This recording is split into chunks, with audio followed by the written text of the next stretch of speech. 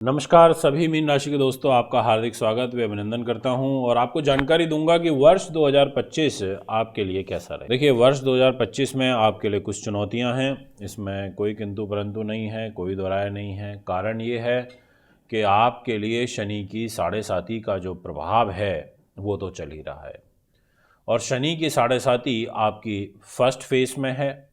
29 मार्च 2025 को second phase में शनि की 7.5 आ जाएगी और आपका जब सेकंड फेज स्टार्ट होगा तो शनि ग्रह आपकी राशि में ही आकर के विराजमान हो जाएंगे, मीन राशि के अंदर। और 18 मई को जो राहु ग्रह हैं वो आपकी राशि से निकल जाएंगे और कुंभ में चले जाएंगे, यानी कि एक्सचेंज हो रहा है।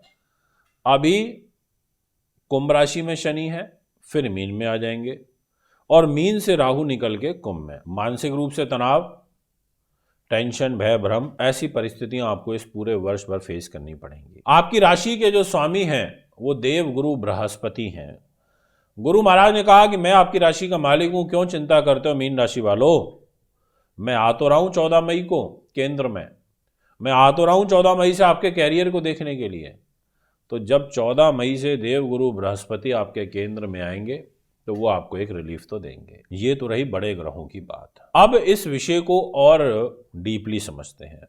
मैं आप सभी से एक विशेष आग्रह करूंगा, यदि आप हमारे YouTube चैनल पर नए हैं तो चैनल को सब्सक्राइब, फॉलो अवश्य करें। बेल आइकन के बटन को जरूर दबाएं ताकि तुरंत सारी इन्फॉर्मेशन आप तक पहुंच सके। और इसके अलावा अगर आप अपना हस्तलिखित वार्षिक राशिफल बनवाना चाहते हैं तो आप हमें संपर्क कर सकते हैं। कैरियर की बात करूंगा, दायित्व आ जाता है देवगुरु के पास। गुरु ने कहा देखो भैया, मैं कैरियर चलाऊंगा और वो कैरियर के लॉर्ड होकर के ही आपके थर्ड हाउस में रहेंगे। अच्छी बात है, भाग्य को देखेंगे, ऐसी कोई खास चिंता वाली बात नहीं है, कैरियर ठीक रहेगा। इनफैक्ट 14 मई के बाद कैरियर में और बड़े बदलाव होंगे। कुछ नए लोग सर्कल में जुड़ेंगे, कुछ नई घटनाएं आपका इंतजार कर रही हैं, शुभ घटनाएं। आपको आपके ज्ञान ध्यान जो है ये भी बढ़ेगा, आपको राजनीति में सफलता मिलेगी, आपको जनता का स्नेह प्रेम मिलेगा। इसके अलावा आपको इंस्टीट्यूशन फील्ड से लाभ प्राप्त होगा। आप अगर खेत खलियान का, खेती बाड़ी का काम करते हैं उससे आपको लाभ प्राप्त होगा। ये तमाम चीज़ें आपके जीवन में देखने को मिलेंगी, यानी कि गुरु महाराज सपोर्टिव। और एक बात और कहना चाहता हूँ, आपके लिए एक ऐसा स्पेसिफिक टाइम आ रहा है 1.5 महीने का, जो 18 अक्टूबर से और 5 दिसंबर तक चलेगा। इस टाइम पीरियड में देव गुरु बृहस्पति उच्च के हो जाएंगे, यानी कि आपके कैरियर का लॉर्ड उच्च होगा, आपकी राशि का मालिक वो उच्च का होगा और उच्च होने से आपको उच्च कोटि के लाभ प्राप्त होंगे। अगर आप उस टाइम पीरियड में आपका कोई एग्जाम का रिजल्ट आएगा, सरकारी एग्जाम का, आपका कोई इस टाइम पीरियड में इंटरव्यू होगा, निश्चित तौर पर आप सफल हो जाएंगे। दो मत नहीं है, किंतु परंतु नहीं है। ये मैं आपसे अपनी इस वीडियो के माध्यम से ज़रूर कहना चाहूँगा।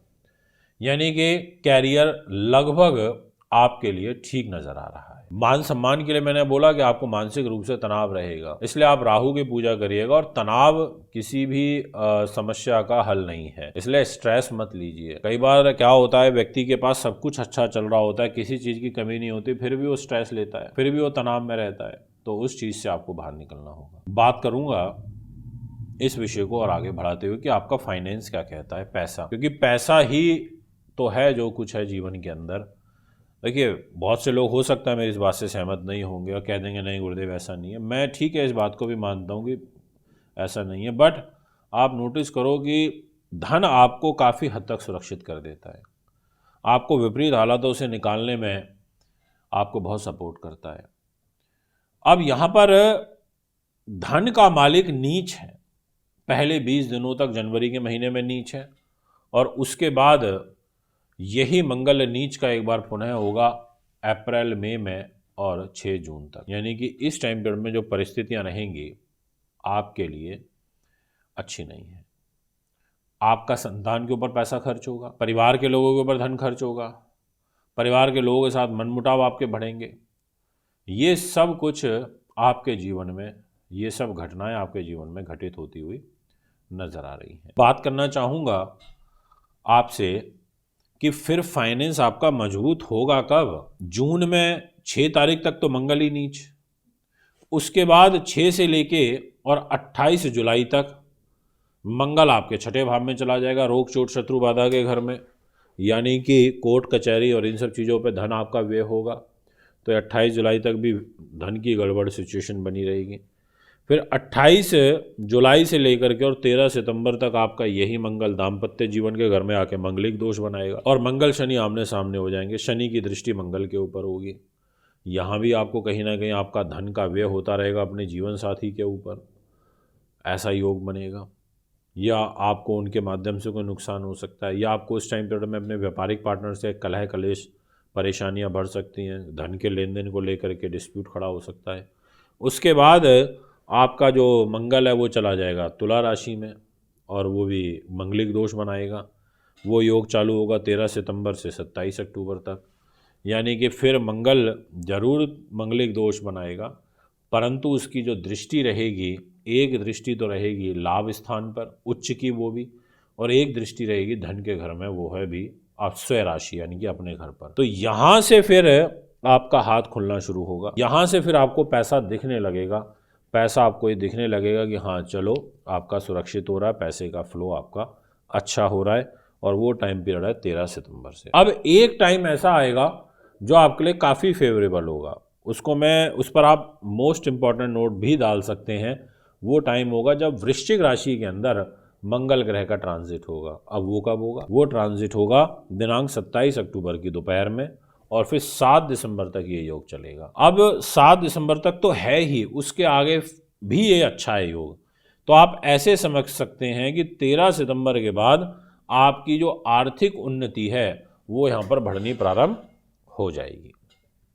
अब हमने एजुकेशन की भी बात कर ली, हमने आपसे धन की भी बात कर ली, फाइनेंस की बात कर ली, ये सब चीज़ें आपसे भी डिस्कस करी। अब बात करते हैं आपके मैरिज के घर की, दाम्पत्य जीवन की। ये घर आ जाता है बुध ग्रह के पास, और बुध महीने की यानी कि जनवरी के महीने की शुरुआत में भी पॉजिटिव है, आगे भी पॉजिटिव है, और ऐसे समझ लीजिए कि बुध आपके लिए 27 फरवरी तक तो पॉजिटिव हैं ही। उसके बाद थोड़ा सा गड़बड़ हो रहे हैं, उसके बाद नीच के हो रहे हैं। फिर ये आपकी मैरिज लाइफ में कलह कलेश वाली परिस्थितियों को बनाने का बेस तैयार करेंगे, और फिर ये स्थिति आपकी लगभग 23 मई तक रहेगी। 23 मई के बाद से फिर आपको मैरिज लाइफ में एक सुकून देखने को मिलेगा, और सबसे बेहतरीन समय आपको अपने जीवन साथी से, अपने व्यापारिक पार्टनर से सहयोग के रूप में प्राप्त होगा, वो है 6 जून से और 22 जून। ज़्यादा लंबा समय नहीं है, छोटा समय है बहुत, यानी कि लगभग 18 दिन 16 दिन का समय रहेगा। इस 16 दिन में एक भद्र नाम का महापुरुष राजयोग बनेगा, और ये राजयोग काफ़ी उन्नतिवर्धक राजयोग होता है। तो इस टाइम पीरियड में आपकी काफ़ी अच्छी उन्नति होगी, ये एक समय आपके लिए बहुत अच्छा है। और दूसरा एक बहुत अच्छा समय रहेगा 15 सितंबर से 2 अक्टूबर। इस टाइम पीरियड में भी आपका दाम्पत्य जीवन काफ़ी सुखद, अच्छा, आनंददायक रूप में व्यतीत होगा। इसके अलावा बाकी का समय आपका मिला जुला सा रहेगा मैरिज लाइफ को लेके, क्योंकि शनि महाराज आपके राशि के अंदर आ जाएंगे और आपके दाम्पत्य जीवन के घर को देखेंगे। बट क्योंकि वहाँ शत्रु राशि नहीं है, बुध की राशि है, इसलिए मैंने कहा कि मिला जुला सा रहेगा। अब बात करता हूँ इसी विषय को आगे बढ़ाते हुए कि हेल्थ पॉइंट ऑफ व्यू से आपकी कुंडली क्या कहती है। तो देखिए, स्वास्थ्य की जो जिम्मेदारी है वो सूर्य ग्रह के पास आ जाती है। सूर्य ने कहा कि भैया मैं हेल्थ का डिपार्टमेंट लेके बैठा हूँ, और विशेष रूप से सूर्य पेट के, आँख के, हृदय के और हड्डियों के कारक होते हैं। और सूर्य आपकी हेल्थ को लेकर के शुरुआती फर्स्ट 14 डेज जनवरी में बहुत पॉजिटिव है, उसके बाद ये आपके हेल्थ को 1 महीने के लिए ख़राब करेंगे, एंड देन अगेन ये आपकी हेल्थ को ख़राब करेंगे। यानी कि फर्स्ट 14 डेज एक तो ये फेवरेबल दिखाई दे रहे हैं, और उसके बाद सूर्य का आपके लिए पॉजिटिव होने का योग है 13 अप्रैल से लेकर के और 14 मई तक।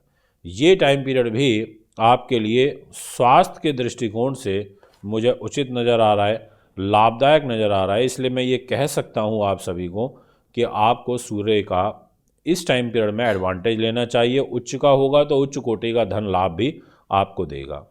अब आपसे बात करता हूँ कि सूर्य ग्रह और कब कब आपके लिए पॉजिटिव हो सकते हैं। कोर्ट कचहरी, पुलिस केस, मुकदमा, तनाव, टेंशन, इन सब चीज़ों से निकलने के लिए 16 अगस्त से लेकर के और 16 सितंबर तक का समय आपके लिए काफ़ी अच्छा रहेगा। इस टाइम पीरियड में अगर आप अच्छा फोर्स करें, प्रयास करें, तो आप निश्चित तौर पर सफल होंगे, ऐसा मेरा विश्वास है। इसके अलावा आपके लिए अपने जीवन साथी के स्वास्थ्य को लेकर के थोड़ा सा ध्यान रखना पड़ेगा 16 सितंबर से और 17 अक्टूबर के बीच में, और आपको स्वयं की हेल्थ का विशेष रूप से ध्यान रखना है। वो समय है 17 अक्टूबर से लेके और 16 नवंबर। इस टाइम पीरियड में आपका खुद रोग स्थान का स्वामी अष्टम भाव में आयु के घर में जाके विराजमान हो जाएगा, जो हेल्थ पॉइंट ऑफ व्यू से कदापि अच्छा नहीं होता है, ये मैं आपसे कहना चाहूँगा। तो इन फैक्टर्स का विशेष रूप से ध्यान रखें। अब यदि हम बात करें कि आखिर आपके लाभ की स्थिति कैसी रहेगी, क्योंकि लाभ है तो सब कुछ है, लाभ नहीं है तो कुछ भी नहीं है। तो लाभेश आपके 29 मार्च को आपके मीन राशि में आ जाएंगे। तो ज्योतिष का एक नियम है कि यदि लाभेश राशि के अंदर आकर के बैठता है तो वो लाभ देता है, और वो भी विदेशों से लाभ देता है और यात्राएं बहुत कराता है। तो आपकी यात्राओं का सुंदर योग बन रहा है, और आपके कहीं ना कहीं फॉरेन सेटलमेंट का योग भी अच्छा दिखाई पड़ रहा है। अगर आप एक्सपोर्ट इंपोर्ट करते हैं तो बिल्कुल करिए, कोई चिंता वाली बात नहीं है।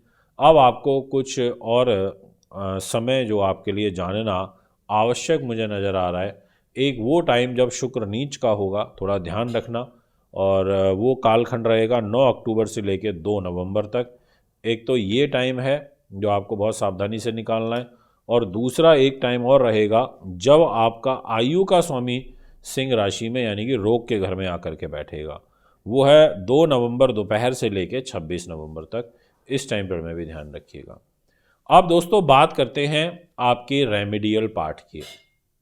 आपको शनि की साढ़ेसाती के कारण पूरे वर्ष भर शनि के उपाय करने तो कंपलसरी हो जाते हैं, यानी कि शनि की पूजा करिए, शनि के मंत्रों का जाप करिए, शनि मंदिर जाइए, आप काली नीली चीज़ों का दान करिए, आप काली और दालों का दान करिए, आप जो भी खाद्य पदार्थ हैं ब्लैक कलर के, ब्लू कलर के, उसका आप दान करिए, अच्छा रहेगा आपके लिए। आप काले तिल, काले चने, ये सब दान कर सकते हो, आपके लिए बहुत अच्छा रहेगा।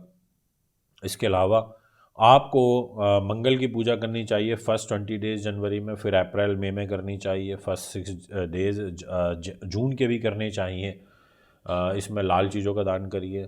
आपको बुध की पूजा करनी चाहिए, जो मैंने एक टाइम पीरियड आपको बताया कि बुध नीच का होगा, यानी कि 27 फरवरी से लेकर के और 7 अप्रैल तक। इसमें आपको हरी चीज़ों का दान करना चाहिए। हर बुधवार के दिन गणेश पूजा करनी चाहिए, गणेश स्तोत्र का पाठ करना चाहिए, अर्थवशीर्ष का पाठ करना चाहिए। इसके अलावा आपको 16 नवंबर से 17 अक्टूबर या 16 अक्टूबर के बीच में इसके अलावा 16 अक्टूबर से लेकर के और 17 नवंबर के बीच में आपको सूर्य का जाप करना चाहिए, ओम गणी सूर्य नमः का जाप करना चाहिए। जितना हो सके आप गुड़ का, गेहूं का दान पुण्य ये सब करिएगा, अच्छा रहेगा आपके लिए। तो दोस्तों ये हैं वो तमाम बातें जो आपके लिए जानना ज़रूरी था। फिर एक बार आगामी कार्यक्रम में आपके बीच में उपस्थित होऊंगा। अभी आपसे ज़्यादा चाहता हूँ। नमस्कार, धन्यवाद।